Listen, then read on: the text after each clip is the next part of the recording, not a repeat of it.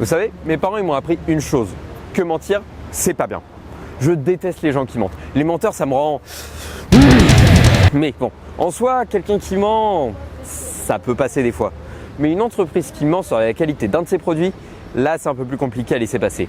Bref, salut à tous, c'est Antoine de Frandroid et aujourd'hui on va parler de OnePlus qui aurait menti sur son capteur photo. Vous êtes prêts? C'est parti.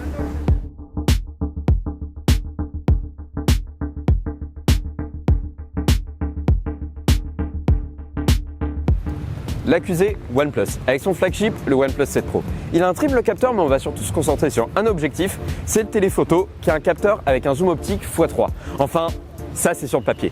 Puisque, comment est-ce que vous réagiriez si je vous disais que ce n'est pas un zoom optique x3, mais un zoom optique x2,2? Le plaignant, Android Police, qui clame avoir des preuves contre la firme chinoise. Mais, quelles preuves me direz-vous? Eh bien, calme-toi, jeune vieux fougueux, je vais te le dire dans un instant. Android Police part du principe que le mode portrait utilise ce capteur téléphoto avec son zoom optique x3. Donc normalement, on devrait avoir le même champ de vision pour le mode portrait et pour le mode zoom x3.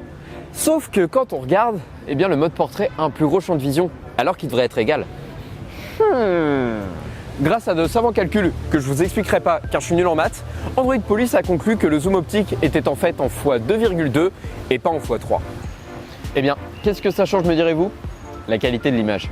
Puisque au lieu d'avoir une image qui est directement zoomée en x3, là il faut avoir aussi un zoom numérique pour passer du 2,2 au x3. Et donc on n'a plus du tout un zoom qui est 100% optique comme OnePlus le communique, mais on est plus sur un zoom hybride.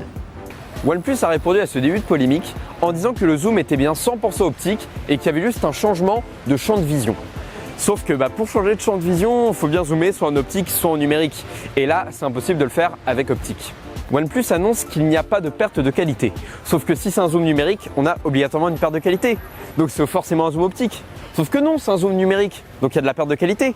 Mais s'il n'y a pas de perte de qualité, c'est que c'est un zoom optique. Mais c'est un zoom numérique, donc il y a de la perte de qualité. Mais c'est pas censé avoir de perte de qualité, donc c'est forcément un zoom optique. Mais si c'est un zoom optique, il n'y a pas de perte de qualité, sauf que c'est un zoom numérique. Donc ça veut dire qu'il y a de la perte de qualité. Mais alors pourquoi OnePlus ils disent qu'il n'y a pas de perte de qualité? Mais c'est pas la première fois que OnePlus nous fait le coup.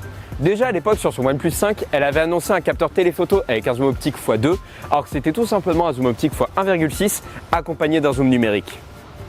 En tout cas, OnePlus va devoir s'expliquer par rapport à sa communication parfois assez bancale.